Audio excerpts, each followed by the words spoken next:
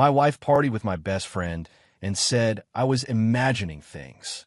2 months later, she announced her pregnancy. I congratulated her in front of everyone, then quietly asked her to explain the dates.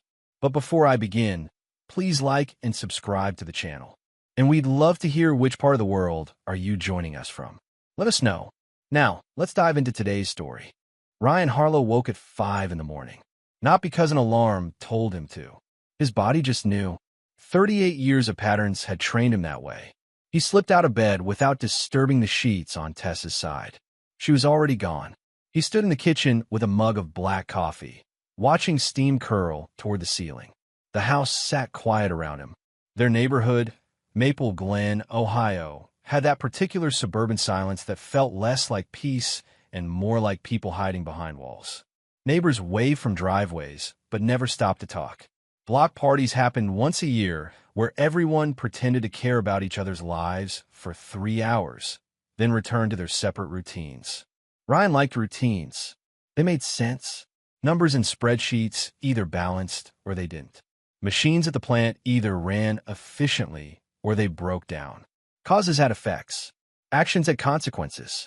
He set his mug in the sink and checked his phone. 6:15. Tessa still wasn't home. His work boots sat by the front door where he'd left them the night before. He laced them slowly, methodically, the same way he approached everything. Ryan worked as an operations manager in manufacturing plant 40 minutes north. He'd spent 15 years there, climbing from floor supervisor to his current position through consistency rather than charisma. People respected him because he showed up, did the work, and never asked anyone to do something he wouldn't do himself. The mortgage got paid 2 weeks early every month. Their credit scores sat above 800. The lawn stayed trimmed. The cars ran clean. Everything looked fine from the outside. But Ryan had started noticing things. Small things at first. The way Tessa's laugh sounded different when certain people were around. How she angled her phone away from him when texts came through. The nights she came home after midnight claiming girls' night out, smelling like cologne that wasn't hers. He tried talking to her about it 3 months ago. She'd said he was being paranoid, that he needed to trust her more, that his controlling nature was pushing her away. Gaslighting. Ryan didn't know that word yet, but he felt its shape in his chest like a stone. He drove to work as the sun broke over the horizon, painting the Ohio farmland in shades of amber and gold. The plant sprawled across 20 acres, all steel and concrete and the constant hum of machinery. Ryan parked in his usual spot and walked through the employee entrance, nodding at the security guard. "Morning, Mr. Harlow." "Morning, Tom." His office overlooked the production floor. Through the window, he could see conveyor belts moving, workers in safety vests checking quality standards, forklifts transporting pallets. Everything had a place. Everything had a purpose. Ryan sat at his desk and opened his laptop. Emails loaded. Schedule adjustments. Equipment maintenance reports. A vendor invoice that didn't match the purchase order. He made a note to follow up. Details mattered. Discrepancies meant something was wrong, and wrong things didn't fix themselves by ignoring them. His phone buzzed. "Tessa, need to talk tonight. Important." He stared at the message for a long moment before typing back a simple, "Okay." The day passed in meetings and production reviews. Ryan ate lunch at his desk, a sandwich from home. He reviewed safety protocols with the floor supervisors. He approved overtime requests. He denied a supply order that came in 15% over budget and told the vendor to rebid. By the time he left at 6, the sun had already started its descent. He drove home through streets lined with identical houses, each with their manicured lawns and 2-car garages and the quiet desperation of people living just slightly beyond their means. Their house sat at the end of a cul-de-sac, a modest ranch style he'd bought 8 years ago before meeting Tessa. The title sat in his name alone. He'd purchased it with money saved from a decade of careful budgeting, back when he thought homeownership meant stability. Tessa's car was already in the driveway. Ryan walked inside and found her in the living room, sitting on the edge of the couch with her hands folded in her lap. She looked up when he entered, and he saw something in her expression he couldn't quite read. Nervousness, maybe, or excitement poorly disguised as nervousness. "Hey," she said. "Hey." He set his keys on the entry table. You said we needed to talk. Yeah. She stood, smoothing her shirt. I wanted to wait until you got home. It's kind of big news. Ryan waited. He'd learned lately that silence worked better than questions. People filled silence with truth more often than they answered direct inquiries. Tessa took a breath. I'm pregnant. The words hung in the air between them. Ryan felt his face arrange itself into something that probably looked like surprise. Or happiness. He wasn't sure which. He paused. That's big news. I know. She smiled, but it didn't reach her eyes. I took 3 tests. All positive. I have a doctor's appointment next week to confirm, but I'm pretty sure. Ryan walked to the couch and sat down. His mind was already calculating. When had they last been intimate? 6 weeks ago. Maybe 7. And even then, it had been perfunctory. Scheduled. The kind of sex that happens because it's been too long, not because anyone particularly wanted it. When do you think it happened? He asked, keeping his voice level. Tessa sat beside him, not quite close enough to touch. Probably, I don't know, maybe that weekend in September? When you were home between the Indiana trip and the Columbus conference? Ryan nodded slowly. The Indiana trip. 7 days at a plant shut down in Gary. He'd stayed at the Hampton in off-Route 80. He had the receipts in his work folder. Company logs showing his badge scans at the facility. Dinner meetings with the shutdown crew. Everything documented because that's what his job required. That weekend between trips hadn't existed. He'd come home on a Thursday night and left again Monday morning for Columbus. Less than 4 days. And Tessa had been distant the entire time, claiming a headache, exhaustion from work, stress about her mother's health. He didn't say any of this. Instead, he reached over and squeezed her hand. We should tell people, he said. Relief washed across her face. Yeah? You're okay with this? Of course. He manufactured a smile. It's our baby. That night, after Tessa fell asleep, Ryan sat at the kitchen table with a notebook. The kind with graph paper, meant for tracking data. He opened to the first page and wrote the date at the top. Then he began writing down everything he remembered from the past 6 months. Dates Tessa had stayed out late. Names of people she'd mentioned. The backyard party at the Hendersons' place where he'd watched her and Nolan Pierce talk in the corner for 45 minutes, their heads close together, laughing about something Ryan apparently wasn't part of. Nolan Pierce, Ryan's best friend since they were 23. They'd met at a manufacturing trade conference and bonded over beers and complaints about the industry. Nolan worked in sales for an industrial equipment supplier. Charismatic where Ryan was reserved. Quick with jokes and always the center of attention at gatherings. Ryan had introduced Nolan to Tessa 3 years ago at a barbecue. Watched them hit it off immediately. Thought it was good that his wife got along with his friends. He wrote Nolan's name in the notebook and underlined it twice. The next few weeks passed in a strange kind of performance. Tessa made doctor's appointments. Ryan went with her, sitting in waiting rooms that smelled like antiseptic and anxiety. They listened to the heartbeat on the ultrasound machine, watched a grainy image that supposedly showed their future. Ryan smiled at the right moments, asked the appropriate questions, held Tessa's hand in the parking lot afterward. At home, he continued his documentation. He noticed that Tessa texted constantly now, always with her phone tilted away. She started leaving rooms to take calls. When he asked who she was talking to, she said friends. Her mother. Work colleagues, even though she'd quit her job at the dental office 5 months ago, claiming the hours were too demanding. Ryan didn't push. He just wrote it down. One evening in late October, Tessa suggested they have a small gathering to announce the pregnancy to their families. Both sets of parents. Her sister, his brother, a few close friends. We could do it here, she said. This weekend. Nothing fancy. Just people who matter. Ryan agreed. He spent Saturday cleaning the house while Tessa went shopping for decorations. She came back with pink and blue balloons, a cake from the grocery store bakery, little cards that said "Baby on board" in cursive font. Their families arrived at 3. Ryan's parents first, his father immediately asking about the plant, his mother commenting on how good the house looked. Tessa's parents came next, her mother already tearing up before any announcement had been made. Then her sister, Julia, with her husband and their 2 kids who immediately started running through the house screaming. Ryan's brother showed up last, alone as usual, carrying a six-pack of craft beer he'd probably paid too much for. And Nolan came too, because of course he did. Because he was Ryan's best friend. And why wouldn't he be there for something this important? They gathered in the living room. Tessa stood in the center with Ryan beside her, his hand on her lower back, because that's what supportive husbands did. "Thank you all for coming," Tessa said, her voice bright and nervous. "Ryan and I wanted to share some really exciting news with everyone who matters most to us." She paused for effect. "I'm pregnant." The room erupted. Ryan's mother burst into tears. Tessa's mother screamed and rushed forward to hug her daughter. Her sister grabbed Julia and started jumping. The kids kept screaming, now about becoming cousins. Ryan accepted handshakes from the fathers. His brother clapped him on the shoulder. "Congratulations, man. Didn't think you had it in you." Everyone laughed. Ryan's eyes found Nolan across the room.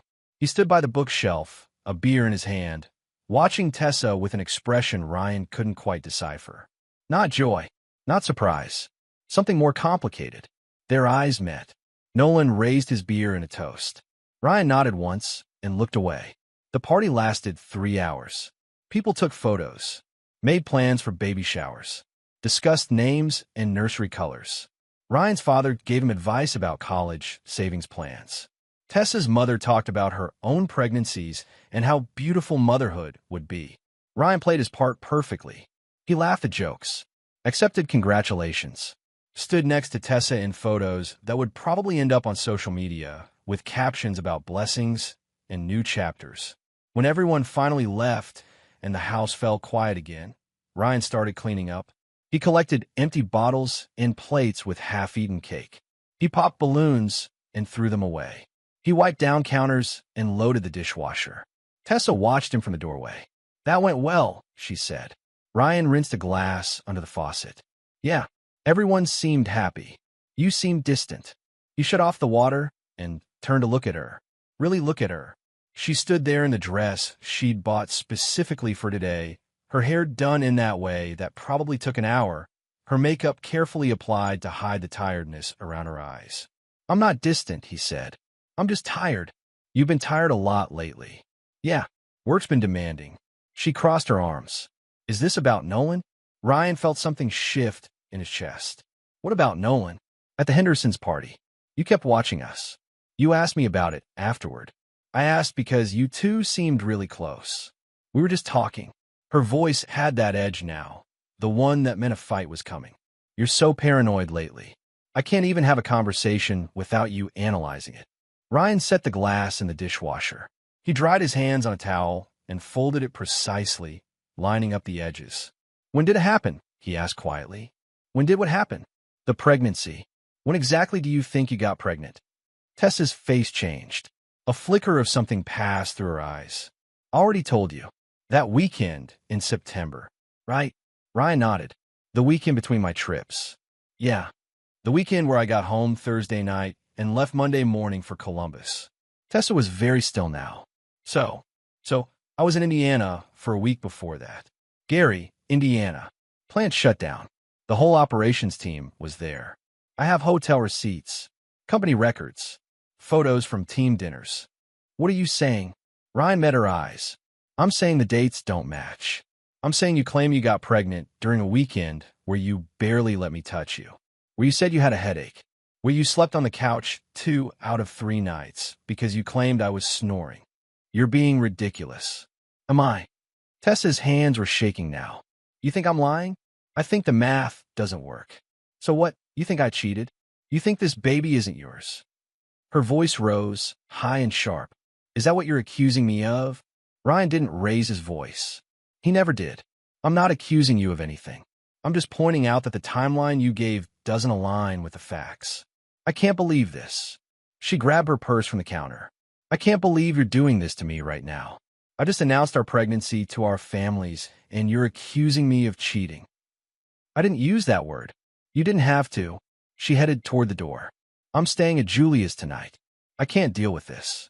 Ryan listened to her car start in the driveway, listened to it pull away into the night. Then he walked to the spare bedroom, opened his laptop, and pulled up his calendar from September. He took screenshots of his schedule, downloaded his hotel receipt from the company travel portal.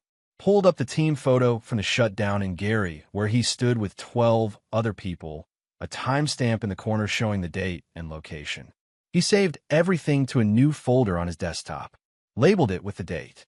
Then he opened his notebook and added another entry. That night, Ryan slept on the couch. Not because he was angry. Anger required energy he didn't have. He was just finished. Something had broken inside him, not with a dramatic crack, but with a quiet settling, like a structure finally giving way under pressure it had been bearing too long. He woke at 5 out of habit, made coffee, sat at the kitchen table watching dawn break through the window. Tessa came home at 7. She looked like she hadn't slept. Her mascara from yesterday had smudged under her eyes. She stood in the doorway holding her purse like a shield. "We need to talk," she said. "Okay." She sat across from him at the table. Neither of them reached for the other. "I'm sorry about last night," she began. "I was overwhelmed. It was a big day, and you were making these accusations." "They weren't accusations. They were observations." "Fine. Observations." She rubbed her face. "But you're wrong. About the dates. About everything. This baby is yours, Ryan. I don't know why you're trying to make it something else." Ryan sipped his coffee. It had gone lukewarm. "I need you to stay somewhere else for a while." Tessa blinked. "What?" "I need space. To think. To figure out what's happening here." "You're kicking me out?" Her voice went sharp again. "While I'm pregnant, I'm asking you to stay somewhere else temporarily. This is my house, too." Ryan set his mug down carefully. "Actually, it's not." "What?" "The house. It's not yours. I bought it before we got married. The deed is in my name. Only my name." Tessa stared at him. "You can't be serious." "I'm completely serious." He stood and walked to the filing cabinet in the corner of the kitchen. He pulled out a folder and handed it to her. "This is a copy of the deed. This is a copy of the prenuptial agreement we signed that states this property remains separate. And this is Ohio property law regarding separate property in marriage." She opened the folder with shaking hands, looked at the papers. Her face went pale. "Under Ohio law, you have certain rights as a spouse," Ryan continued in that same calm voice he used at work when delivering bad news. "But those rights don't include automatic ownership of property purchased before marriage and maintained as separate property throughout. I've been paying the mortgage from my separate account. I've paid for all maintenance and improvements from my separate account. There's a clear paper trail. I can't believe you're doing this. You have 30 days to find other arrangements. That's more than legally required. I'm being generous." Tessa's hands clenched around the folder. "Generous? You're throwing me out while I'm pregnant, and you call that generous? I'm giving you a month to figure out your next step. I'll continue paying for your health insurance through my work plan until the baby is born. That's also generous. You're abandoning your child. I'm protecting myself from a situation that doesn't add up." She stood suddenly, the chair scraping against the floor. "Everyone's going to know about this. I'm going to tell everyone what you're doing. Your family, my family, our friends. Everyone will know you're abandoning a pregnant woman." Ryan looked at her steadily. "Tell whoever you want. The facts don't change." "What facts?" "Your paranoid assumptions. The timeline that doesn't work. The way you guard your phone. The nights you don't come home. The fact that you and Nolan can't seem to stay away from each other at social gatherings." Tessa's face flushed red. "There's nothing between me and Nolan." "Then you'll have no problem with a DNA test when the baby's born." The words hung in the air like a challenge. Tessa opened her mouth, closed it, opened it again. "A DNA test. Standard paternity testing. Non-invasive. Completely legal. If you're so certain the baby is mine, there's no reason to object." "I can't believe you don't trust me." "Trust has to be earned, Tessa. And right now, the evidence isn't supporting your story." She grabbed her purse and headed for the door. Stopped with her hand on the knob. "You'll regret this," she said without turning around. "Maybe, but I'll regret it on my terms, not yours." She left. The door clicked shut with a finality that sounded like punctuation. Ryan poured his cold coffee down the sink and made a fresh pot. Then he called his attorney. The attorney's office sat in a strip mall between a tax preparation service and a martial arts studio. Ryan had found him through a referral from someone at work who'd gone through his own divorce 2 years earlier. The advice had been blunt. Get someone who doesn't try to save your marriage, just your assets. Michael Torres ran a small practice specializing in family law. His office smelled like old coffee and printer toner. Degrees hung on the wall from a law school Ryan had never heard of. No prestigious pedigree, but the guy had a reputation for being thorough and ruthless when the situation called for it. They sat across from each other, a scarred desk between them. "Walk me through everything," Torres said, a legal pad open in front of him. Ryan did. He explained the timeline discrepancies, the behavior changes, the pregnancy announcement, the confrontation. He pulled out his phone and showed Torres the screenshots and receipts he'd saved, the calendar entries, the hotel confirmations, the company records. Torres listened without interrupting, taking notes in tight handwriting. When Ryan finished, Torres leaned back in his chair. "You want my honest assessment? That's why I'm here. She's going to fight hard. Claim you're abandoning her. Play the victim. Tell everyone who'll listen that you're a monster who threw out his pregnant wife. I know, and some people will believe her, no matter what evidence you have. Public opinion isn't a courtroom." Ryan nodded. "I understand." "Good." Torres tapped his pen against the pad. "Because if we do this, we do it right. Full documentation. No emotional reactions.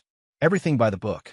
The moment you lose your cool or do something that looks vindictive, she'll use it against you. I don't plan on losing my cool. Everyone says that.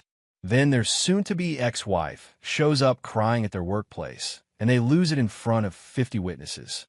Torres studied Ryan's face. "But you seem like you mean it. You're calm. Maybe too calm. That work in your favor or against you depending on how people read it. What's the first step? File for divorce. Immediately. We cite irreconcilable differences. Clean, simple, no fault. Then we request paternity testing through the court. Can we do that before the baby's born? Yes. Non-invasive prenatal paternity testing. It's been admissible in Ohio courts for about 5 years now.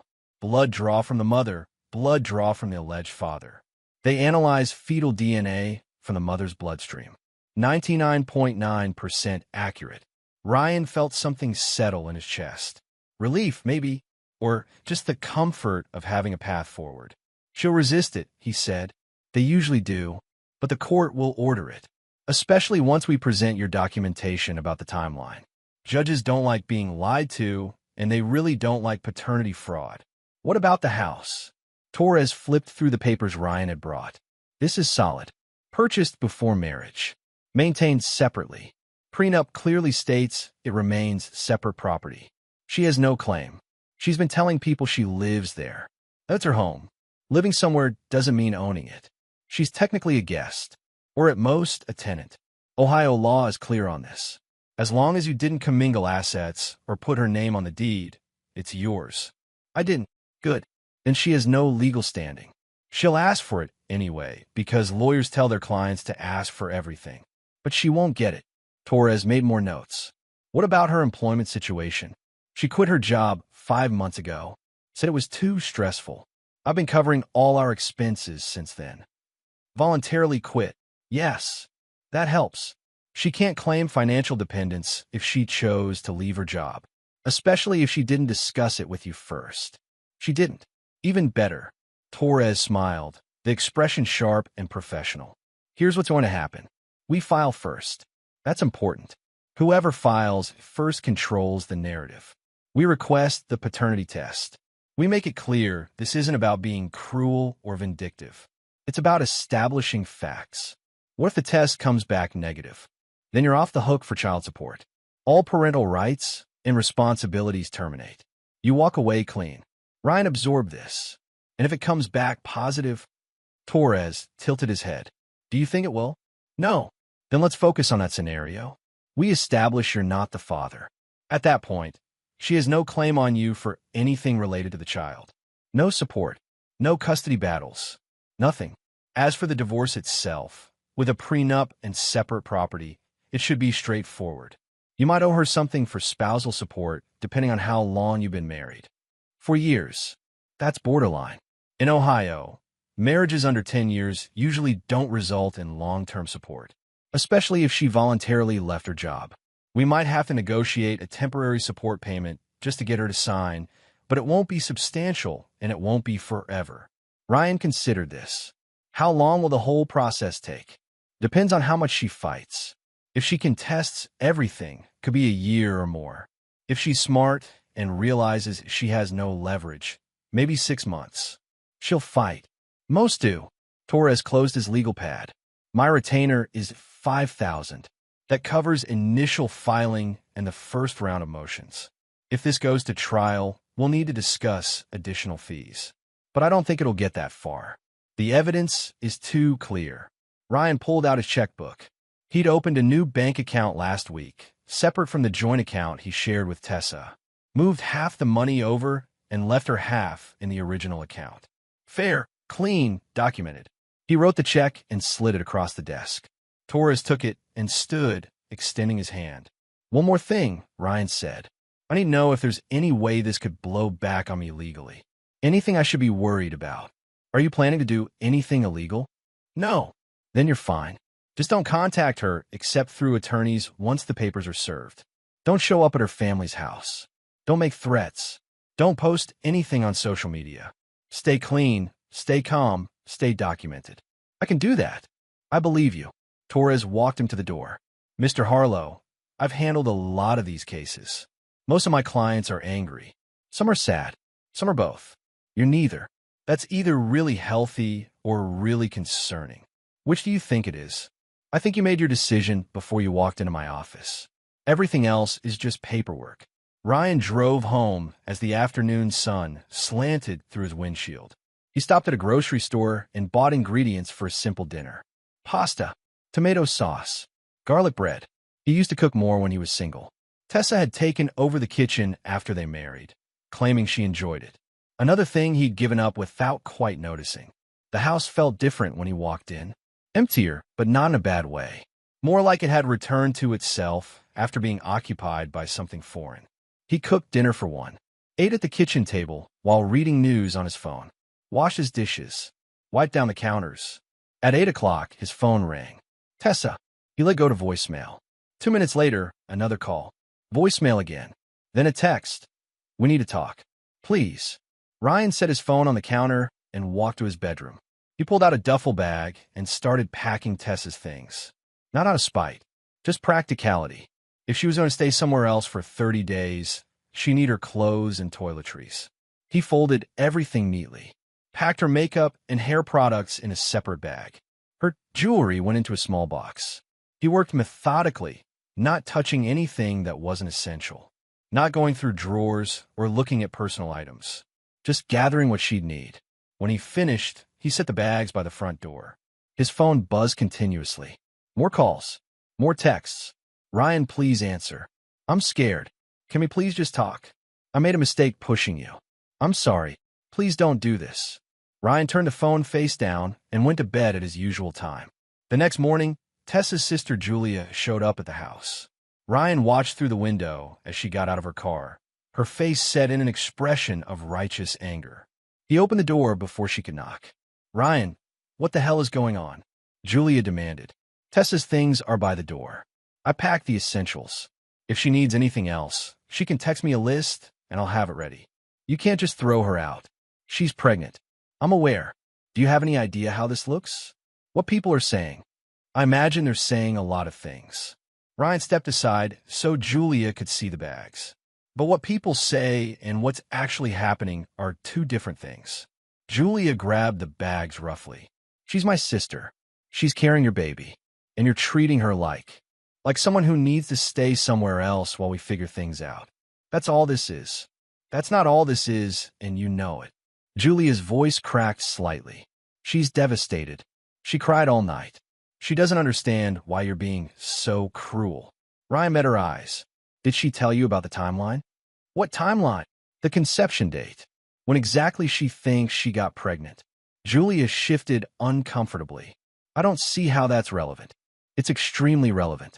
Ask her about it. Ask her where I was that week. Then check if her dates make sense. You're paranoid. Maybe. Or maybe I'm paying attention. Julia hauled the bags to her car and drove away without another word. Ryan closed the door and poured another cup of coffee. His phone rang. His mother this time. He answered. Ryan, Sweetheart, I just got off the phone with Tessa. She's very upset. She says you've asked her to leave. That's correct. But why? What happened? Everything seemed fine at the announcement party. Ryan walked to his living room and sat on the couch. Mom, I can't get into all the details, but there are some things that don't add up. I need space to figure it out. She's pregnant with your grandchild. She claims she is. Silence on the other end. Then, carefully, what are you saying? I'm saying I have doubts. About the timeline. About the situation. I'm not making any accusations. I'm just being careful. His mother's voice changed, became softer. Ryan, marriage is hard. Sometimes people make mistakes. But you have to consider the baby. I am considering the baby. That's why I'm being thorough. You can't just throw her out. I didn't throw her out. I asked her to stay elsewhere temporarily while we sort through some issues. That's reasonable. It doesn't feel reasonable to her. I understand that. But my decisions aren't based on what feels comfortable. They're based on what protects me. Another pause. You sound so cold. I'm not cold. I'm clear. There's a difference. His mother sighed. Your father and I are worried about you. Don't be. I'm handling this. Are you? Yes. They talked for a few more minutes. His mother tried various approaches. Guilt, logic, emotional appeal. Ryan listened patiently and responded calmly to each one. Eventually, she ran out of angles and ended the call with a tight goodbye. 2 hours later, his father called. Your mother is upset. I know. She thinks you're making a mistake. I'm aware of her opinion. His father was quiet for a moment. You're not usually impulsive. If you're doing this, you have reasons. I do. Good reasons? I think so. That's all I needed to hear. His father cleared his throat. Your mother wants me to convince you to reconcile. I'm not going to do that. You're a grown man. You make your own decisions. I appreciate that. But I'm going to say this. Whatever you start here, finish it. Don't do things halfway. If you're going to walk this path, walk it all the way to the end. Ryan felt something warm in his chest. Understanding from someone who knew him. I will, he said. All right then. His father's voice roughened slightly. Call if you need anything. They hung up. The rest of the day passed quietly. Ryan went to work, came home, ate dinner, documented everything in his notebook. At 9 p.m., there was a knock on his door. Nolan Pierce stood on his front step, hands in his pockets, looking uncomfortable. Ryan opened the door wider. Want to come in? Nolan hesitated, then stepped inside. They stood in the entryway, not moving to sit down. Tessa called me, Nolan said. She's pretty messed up about all this. I imagine she is. She said you're accusing her of cheating. Ryan tilted his head slightly. I haven't accused her of anything. I've questioned the timeline of her pregnancy. There's a difference. Seems like the same thing to me. Then you're not paying attention. Nolan shifted his weight. Look, man, I know things have been weird lately, but you can't honestly think. Can't think what? That she'd do something like that. Ryan studied his best friend's face. The way he wouldn't quite meet Ryan's eyes. The tension in his shoulders. The careful way he chose his words. How often do you talk to Tessa? Ryan asked quietly. What? Simple question. How often do you two communicate? Texts, calls, whatever. I don't know. Not that often. Why? Because I've seen her phone light up with your name a lot lately. Because at the Hendersons' party, you two talked in the corner for 45 minutes. Because every time there's a gathering, you two gravitate toward each other. Nolan's face reddened. We're friends. You're the one who introduced us. I did. And I thought it was good that my wife got along with my best friend. Past tense. What's that supposed to mean? It means I'm starting to connect dots I should have connected months ago. You're being paranoid. Everyone keeps saying that. But paranoia implies the fear is irrational. What I'm experiencing is pattern recognition. Nolan took a step back. I came here to try to help. To see if I could get you two to work things out. Did Tessa ask you to come? What? No. I just thought. You're lying. Ryan's voice stayed level. You're lying right now to my face in my house. She sent you here to convince me to back down. To make me feel crazy for questioning things. That's not. Get out. Nolan stopped. Ryan, get out of my house. They stared at each other. Ryan felt completely calm. Beyond anger. Past hurt. Just clear about what he was seeing. Nolan left without another word. Ryan locked the door behind him and added a note to his documentation. The divorce papers got served 2 weeks later. Ryan had anticipated dramatics, but Tessa surprised him by accepting the documents calmly. Her attorney was exactly what Ryan expected, a middle-aged woman with a reputation for aggressive representation of wives in divorce cases. The first settlement offer arrived via email 3 days after service. Torres called Ryan to discuss it. "She's asking for a lot," Torres said. "How much?" "The house, even though she has no legal claim. 50% of your savings and retirement accounts. Temporary spousal support of $3,000 a month until the baby turns 3. Full custody once the baby is born. And child support calculated at maximum Ohio guidelines." Ryan almost laughed. "She's asking for everything." That's the strategy. Ask for the moon, settle for the sky. Her attorney knows she won't get most of this. They're hoping you'll negotiate somewhere in the middle out of guilt or exhaustion. What's our counter? We don't counter yet. First, we wait for the paternity test. That's the nuclear option that makes everything else irrelevant. When's that scheduled? Next week. She tried to fight it, but the judge wasn't having it. Said establishing paternity is in everyone's best interest, including the child's. She has to submit to the blood draw or face contempt charges. Good. Ryan. Torres paused.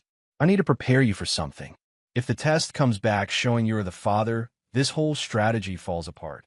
We'd be back to negotiating a settlement that includes child support and custody. It won't come back that way.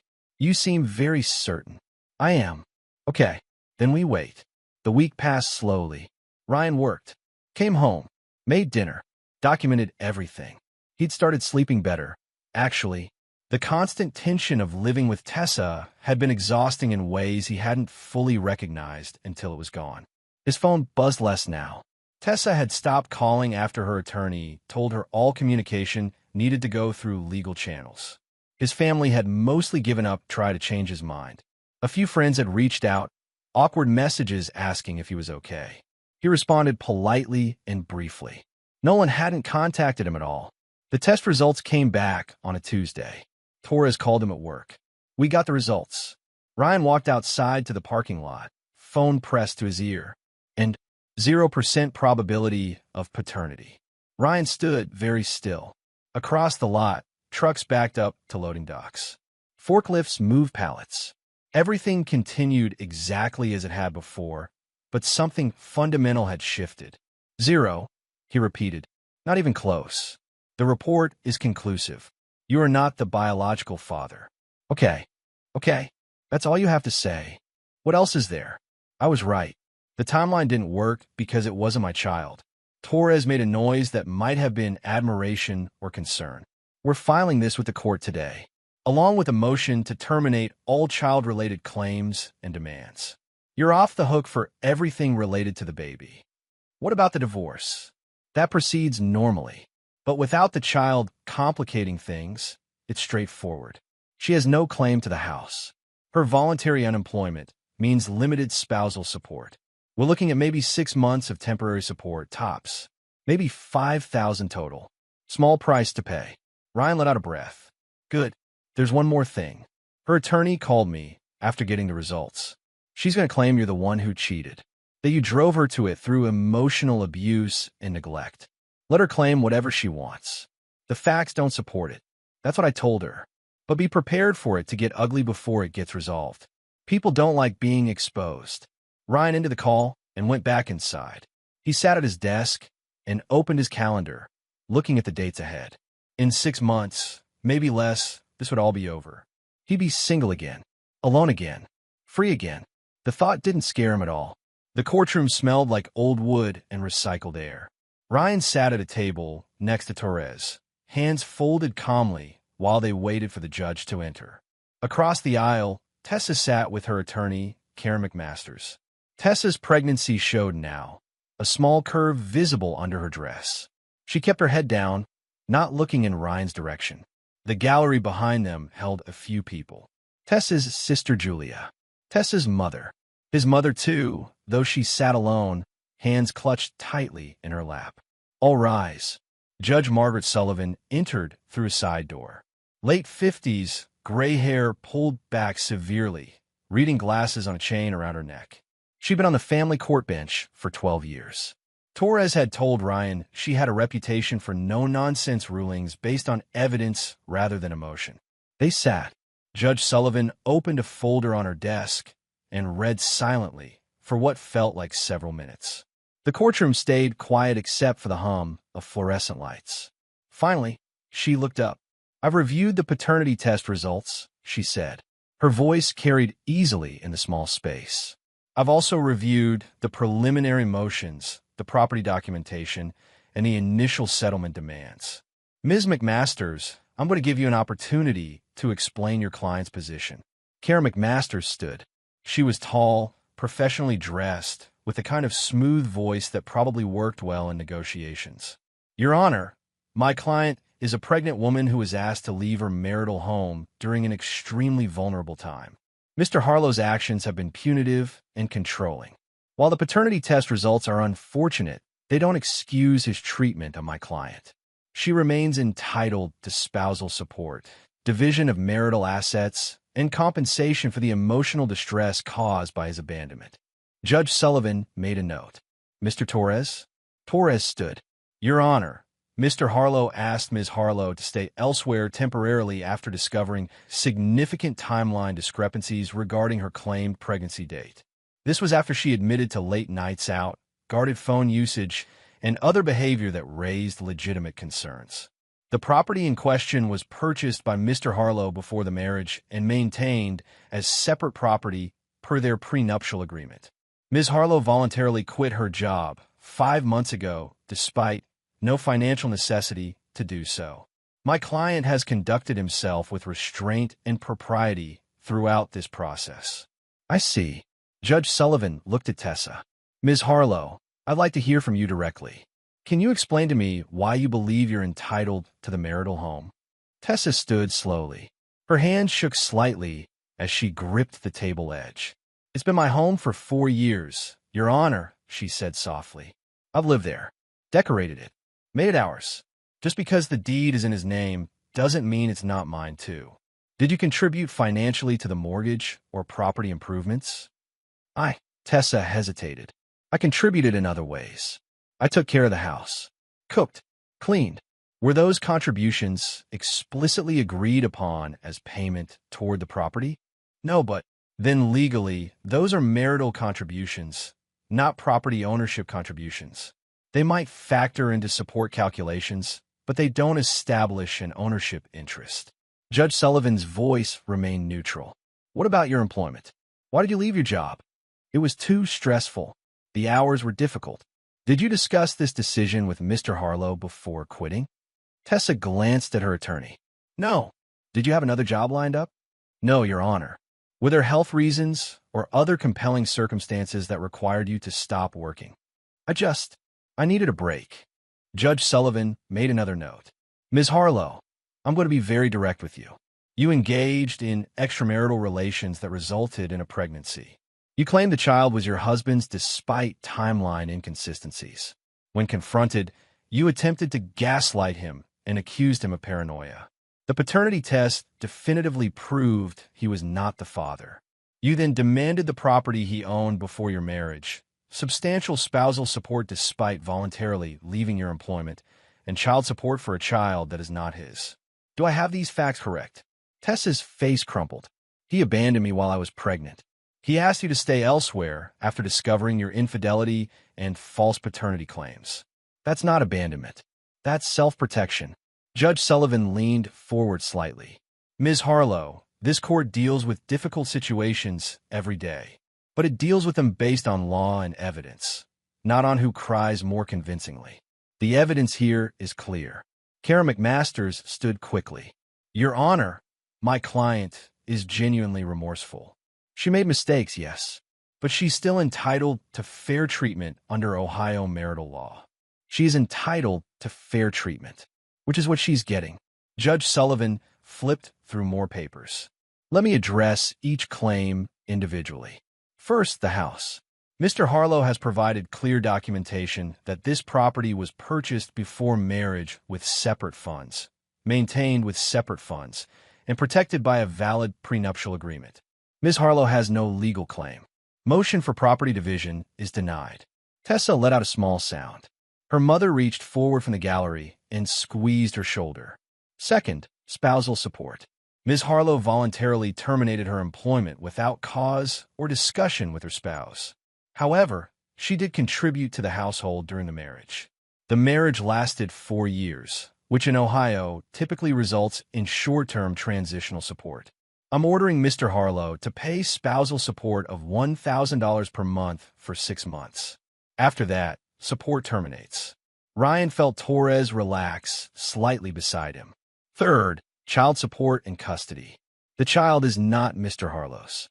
He has no legal responsibility, no parental rights, and no obligations related to this child. All claims related to the child are dismissed. Your Honor, Karen McMasters tried again. My client is in a genuinely difficult position. She's pregnant, unemployed, and those are consequences of her own choices, Judge Sullivan interrupted. I sympathize with difficult situations, but this court cannot and will not reward fraudulent behavior. Ms. Harlow misrepresented paternity. She attempted to claim property to which she had no right. She voluntarily left employment and then demanded her husband support her indefinitely. These are not the actions of someone operating in good faith. She closed the folder. The divorce is granted. Mr. Harlow retains sole ownership of the property. Temporary spousal support as outlined. No child-related obligations. The marriage is dissolved effective immediately pending the standard waiting period. Do either of you have any questions? No, Your Honor, Torres said. Karen McMasters looked at Tessa, who was crying silently now. No, Your Honor. Then we're adjourned. The gavel came down with a sharp crack. Ryan stood and shook Torres's hand. Around them, people started moving. Tessa's mother rushed to her daughter. Julia glared at Ryan from across the aisle. His own mother sat still, her expression unreadable. They walked out of the courtroom into the hallway. Tessa and her family went in one direction. Ryan and Torres went in the other. That went as well as we could have hoped, Torres said. Clean victory. You're done with this. Ryan nodded. He felt nothing. Not triumph. Not vindication. Just completion. His mother approached from down the hall. She stopped a few feet away, studying his face. Are you satisfied now? She asked quietly. I'm resolved. That poor girl is destroyed. That poor girl lied about who the father of her child was and tried to take everything I owned. She destroyed herself. His mother's lips pressed together. When did you become so hard? I didn't become hard. I became clear. There's a difference. I hope you can live with this. I can. Ryan met her eyes. Can you? She didn't answer, just turned and walked away. Torres clapped him on the shoulder. You need anything else from me today? No, I'm good. All right. Final paperwork will be ready in a few weeks. After that, you're completely free. Ryan walked to his car alone.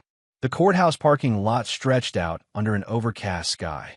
November in Ohio meant bare trees and cold wind, and the particular gray light that made everything look washed out.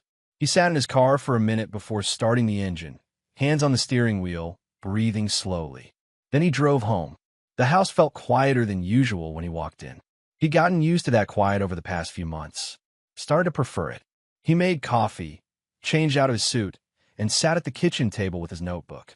He opened to a blank page and wrote today's date. Under it, he wrote, Divorce finalized. 0% probability of paternity. All claims denied. Then he closed the notebook and put it in a drawer. That evening, his phone buzzed. A number he didn't recognize. Hello. Ryan? It's Nolan. Ryan almost hung up, but curiosity stopped him. What do you want? I heard about the court hearing. About the results. Nolan's voice sounded strained. Look, I know you probably hate me right now. I don't hate you. I don't feel anything about you. That's probably worse. A bitter laugh. Listen, I just wanted you to know I didn't plan for any of this to happen. It just did. And I know that's not an excuse, but you're right. It's not an excuse. Silence on the line. She told me it was yours, Nolan said finally. The baby.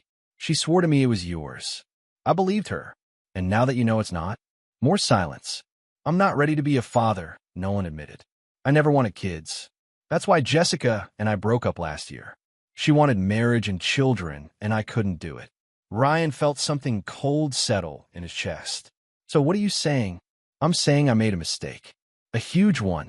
And I don't know how to fix it. You can't fix it. You live with it. Ryan's voice stayed level. You take responsibility for what you did. You support Tessa and that child. You face the consequences of your choices like an adult. I know. You're right. You just wanted me to tell you it's okay? To absolve you? I'm not going to do that. You slept with my wife. You lied to my face. You tried to make me think I was crazy. Those are your choices. Own them. Ryan. Ryan hung up. He blocked the number and set his phone aside. The next few weeks passed in a strange kind of limbo. The divorce was finalized, but not yet official. Ryan kept working, kept his routines. People at the plant had heard bits and pieces of what happened, but no one asked directly. He appreciated that. The last thing he needed was office sympathy or judgment. He started looking at smaller places to live. The house had served its purpose, but it felt too big now. Too full of memories he didn't particularly want. A realtor came through and gave him a market evaluation. The number was good. Housing prices had gone up over the past 8 years. Ryan listed it 3 weeks after the hearing. It sold in 5 days. He found a rental near Lake Erie, about an hour west. A one-bedroom place with a small porch overlooking the water. Quiet. No neighbors who knew his story.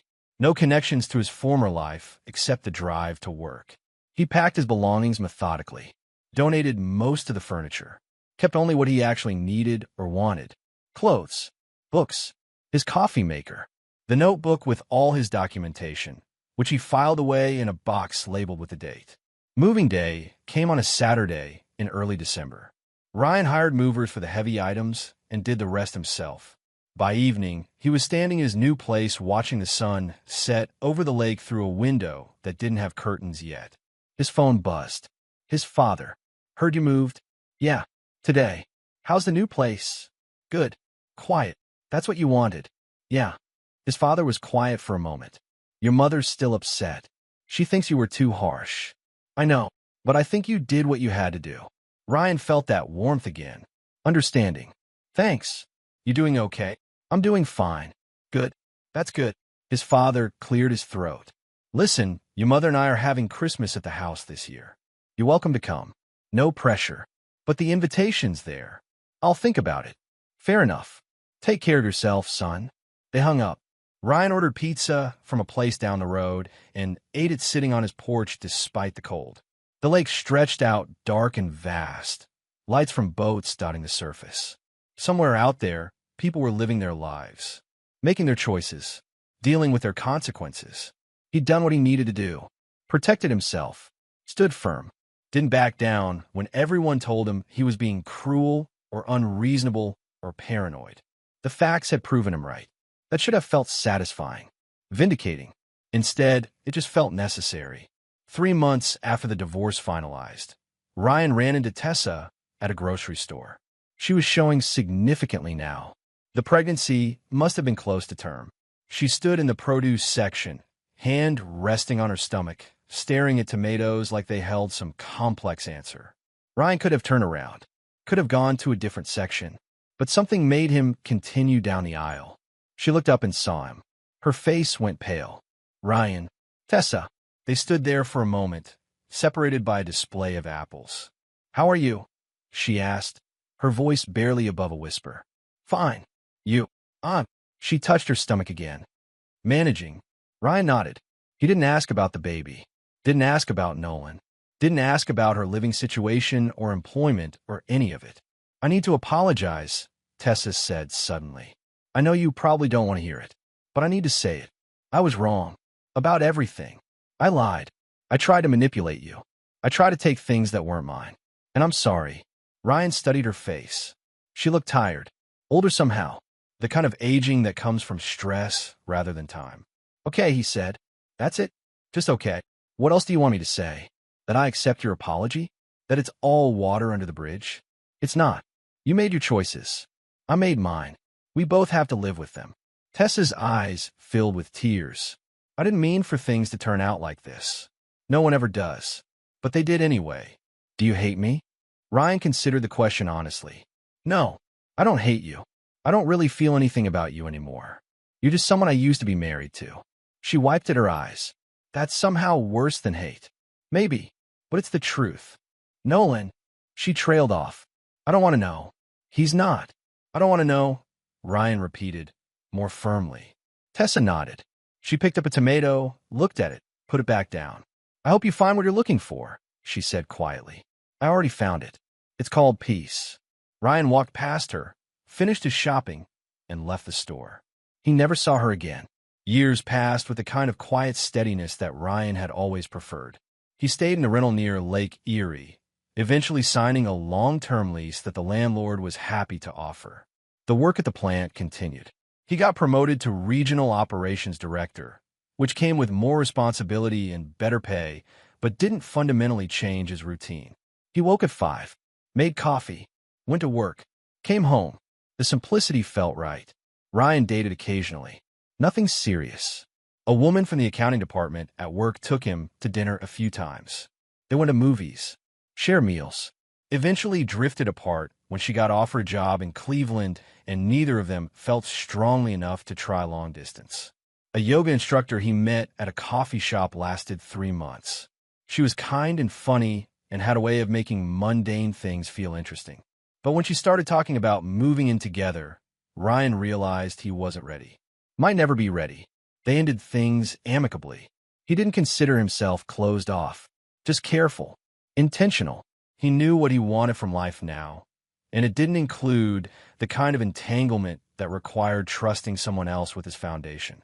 5 years after the divorce, Ryan's father died. Heart attack.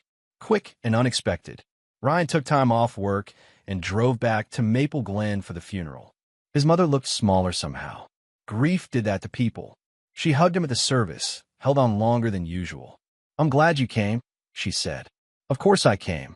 They stood in the funeral home, surrounded by his father's friends and colleagues. People shared stories, talked about what a good man he'd been, how fair, how steady. Ryan recognized himself in those descriptions. At the reception afterward, his mother pulled him aside. Your father was proud of you, she said. I hope you know that. I do. He understood why you did what you did. Back then, with Tessa, she looked down at her hands. I didn't. Not for a long time. But I think I do now. It's okay if you don't. No, I need you to hear this. She met his eyes. You were right. You protected yourself. And that took strength I didn't understand at the time. I thought you were being cruel, but you were just being clear. Ryan felt something shift in his chest. Forgiveness he hadn't realized he needed. Thank you, he said quietly. His mother squeezed his hand. Your father would be proud of who you've become. Ryan stayed in town for 3 days, helping his mother with arrangements and paperwork, going through his father's things, sorting what to keep and what to donate. The process felt familiar, methodical, necessary. On his last evening before driving back to the lake, he took a walk through his old neighborhood, past the house where he'd lived with Tessa. Someone else owned it now, a family with kids, bikes in the driveway, a trampoline in the backyard. He felt nothing looking at it. No nostalgia, no regret, just acknowledgement that it had been a chapter in his life that was now closed. He drove back to Lake Erie as the sun set behind him, leaving Maple Glen in the rearview mirror. More years passed. Ryan turned 45, then 48. His hair grayed at the temples. His face showed lines that came from squinting at spreadsheets and machinery rather than from worry. He bought the rental property when the landlord decided to sell. It made financial sense. He invested well, saved carefully, built a life that was stable and peaceful and entirely his own. Occasionally, very occasionally, he wondered what happened to Tessa, whether she ever got her life together, whether Nolan stepped up or disappeared, whether the child grew up okay despite the mess that surrounded its conception. But these thoughts came and went quickly. They weren't his responsibility, not his story to follow. One Saturday morning in his 50th year, Ryan sat on his porch with coffee, watching the sun rise over the lake. The water was calm. Birds called from the trees behind the house. The air smelled like pine and fresh water and the particular crispness that comes right before autumn. He thought about the notebook in his filing cabinet, the one with all the dates and documentation from 10 years ago. He'd kept it, not as a reminder of pain, but as proof of a decision well made. Evidence that clarity and consistency had mattered. That he'd stood firm when everyone told him to be flexible. That he'd protected himself when others claimed he should sacrifice for someone who didn't deserve it. The notebook represented something important. Not bitterness, not revenge, just accountability. Ryan finished his coffee and went inside. He had plans to work on a project in his garage. An old motorcycle he'd bought cheap and was slowly rebuilding. It didn't have a deadline. No one was waiting for it. He did it just because he enjoyed the process. The way problems had solutions. The way broken things could be fixed with patience and the right tools. His phone sat on a counter, mostly quiet these days. He had a few friends from work. Stayed in occasional contact with his brother. Called his mother every Sunday. He didn't need more than that. Some people might have looked at his life and seen loneliness. A man living alone. No wife. No children. No dramatic adventures or exciting stories. But Ryan looked at his life and saw peace. He saw mornings without tension. Decisions made without having to check with someone else. Space that was entirely his to arrange or leave empty as he chose. Financial security built on careful planning rather than emotional impulse. He saw a life built intentionally, brick by brick, choice by choice. And he saw the cost of that life too. The relationships that didn't happen because he couldn't let his guard down. The opportunities missed because he valued safety over risk. The parts of himself that had hardened into something protective but also isolated. Ryan was aware of all of it. He'd made his choices with open eyes, and he didn't regret any of it. That evening, as the sun set and painted the lake in shades of orange and purple, Ryan thought back to that moment in the courthouse, when Judge Sullivan had ruled in his favor, when the facts had aligned and the truth had emerged and accountability had actually occurred. People called it karma, justice, comeuppance. Ryan called it consequences. Actions had results. Lies got exposed. Fraud got punished. People who thought they could manipulate reality eventually collided with facts that didn't care about their feelings or excuses.